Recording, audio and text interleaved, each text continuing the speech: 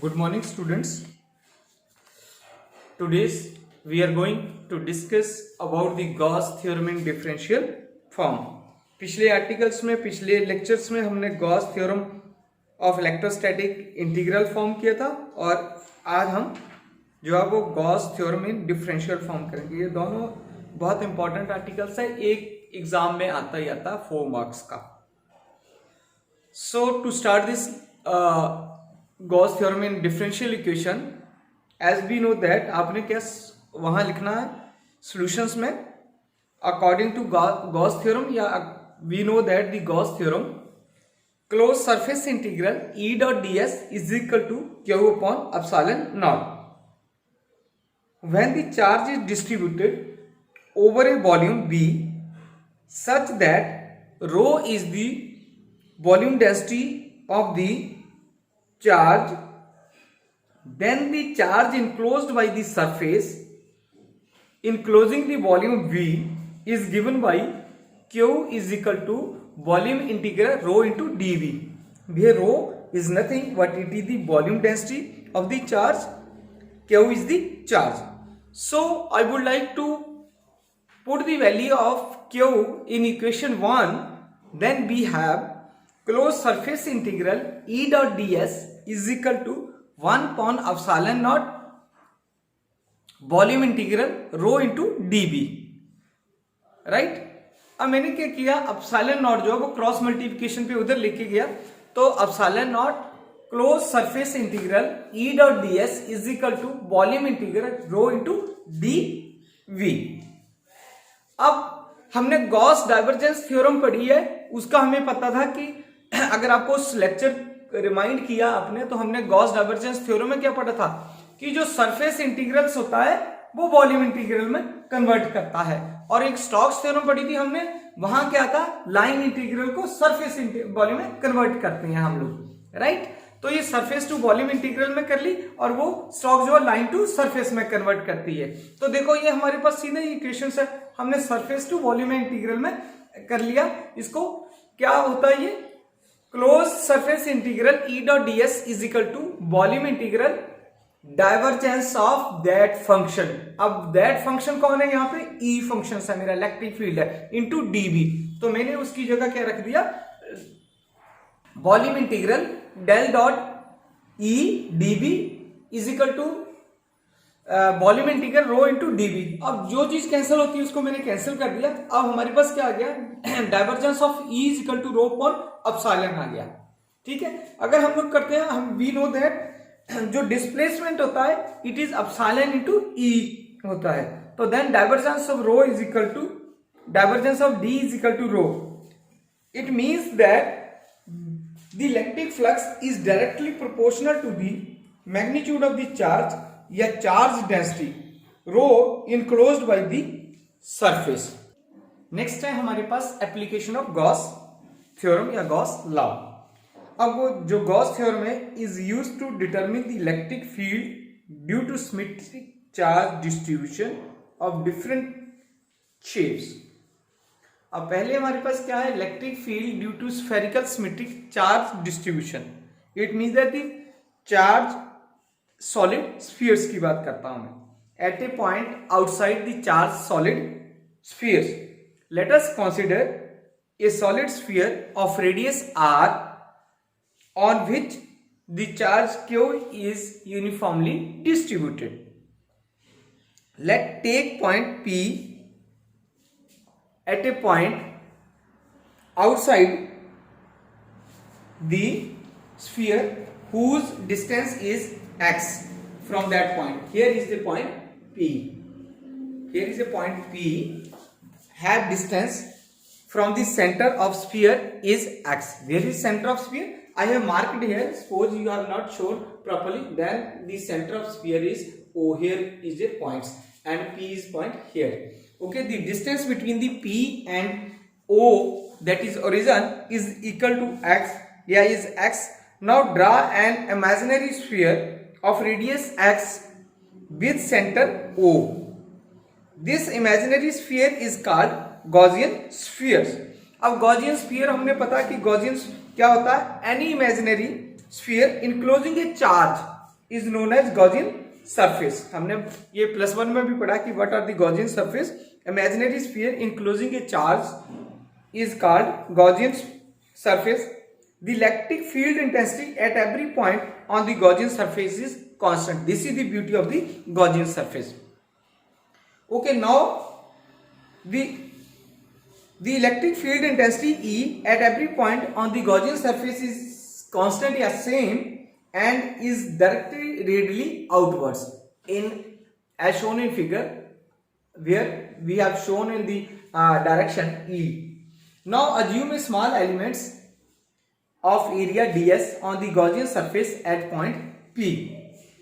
According to Gauss theorem, the electric flux enclosed by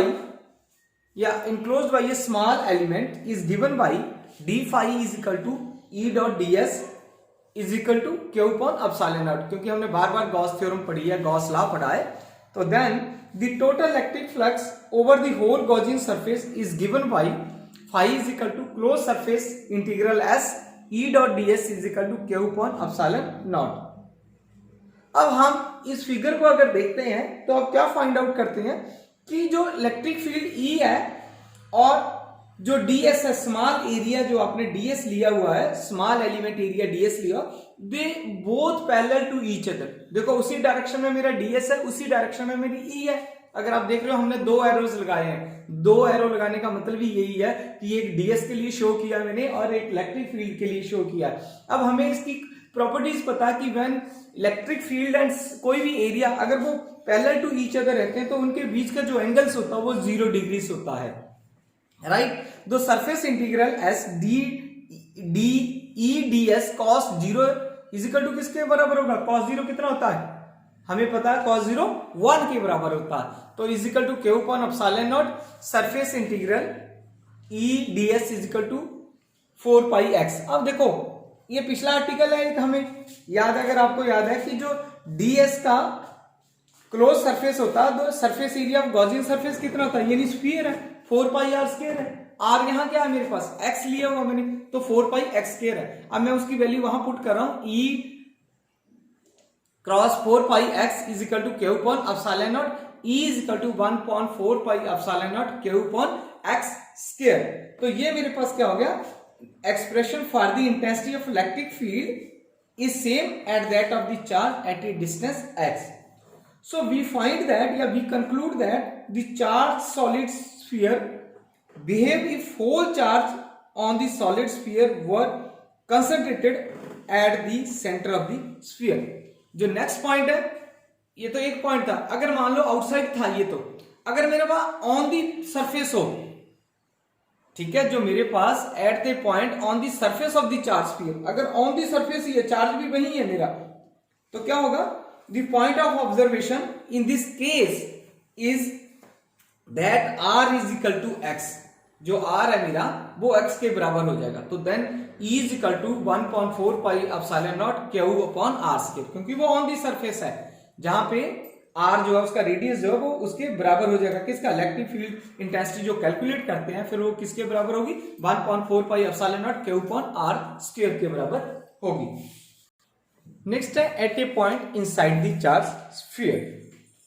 late us consider a sphere of radius r on which the charge is uniformly distributed. Suppose we take a point P inside the solid sphere whose distance from the center of the sphere is x as shown in figure. Now draw an imaginary sphere of radius x with center O. This sphere is to be as a Gaussian surface, a Gaussian sphere.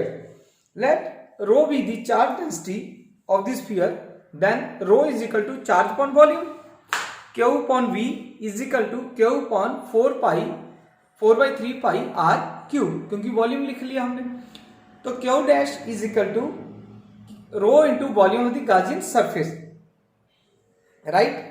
अब हमने इसको differentiate करने के लिए q dash लिया क्योंकि वहां पे q upon एक q चार्ज भी लिया मैंने, ठीक है।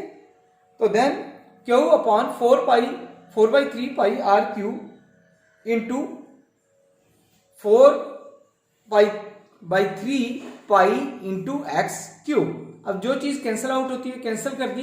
अब हमारे पास क्या है बैलेंस में, q into x cube upon are cube. So according to Gauss theorem close surface integral E dot d s is equal to q dash upon epsilon naught, क्योंकि चार्ज अपॉन एप्सिलॉन नॉट है, या 1 upon times the charge enclose by the sphere, तो 1 upon epsilon into q x q upon are cube. ठीक, हमने वो value वहां put कर ली। As we know that E and ds are parallel to each other, so the angle theta is equal to 0. Closed surface integral E ds cos 0 1 होता है, तो 1 upon epsilon naught into q x q upon are cube. अब E बाहर निकाल लिया, close surface integral ds।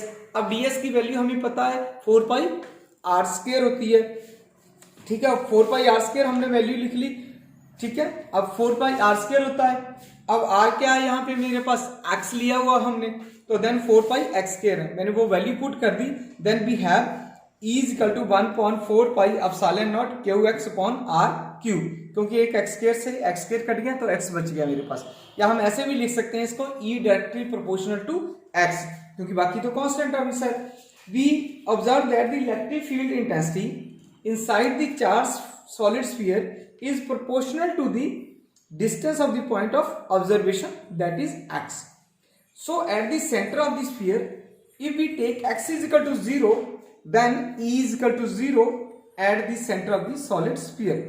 So if we take the variation of the electric field due to uniformly charged distribution with the distance x from the center of the sphere as shown in figure, you see that if E directly proportional to x, then the graph is goes from up at a point, then E directly proportional to 1 upon x square, then it is decreasing on this way as shown in figure.